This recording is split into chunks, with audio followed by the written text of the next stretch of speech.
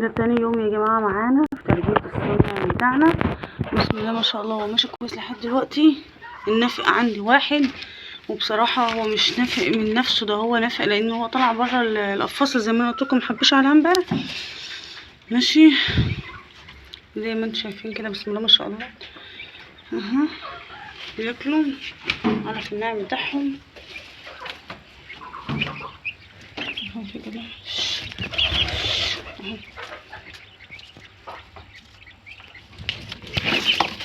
فضل واحد راح فين؟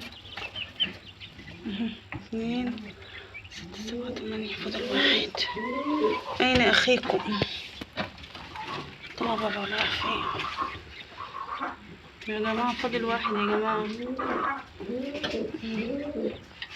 ماشيين يا جماعة على العلف الناعم زي ما قلتلكم، هما بيطيروا. جار البحث عن فرخ السمان. أين أنت يا فرخ السمان؟ بسم الله الرحمن الرحيم. هيكون راح فين بس؟ أهو أهو يا جماعة، أهو شفتوه؟ أهو ده كده على بتاعهم ناعم، وناعم زي ما هو مش مطحون، لكن لو عمر يوم بتطحنيه. والرومي برضو كويس معاهم اهوت.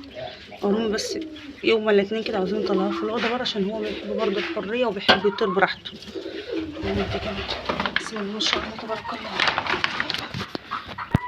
ده بقى الحاجه الوحيده اللي زعلتني النهارده، اللي هو الفرخ ده، فرخ السمان ده.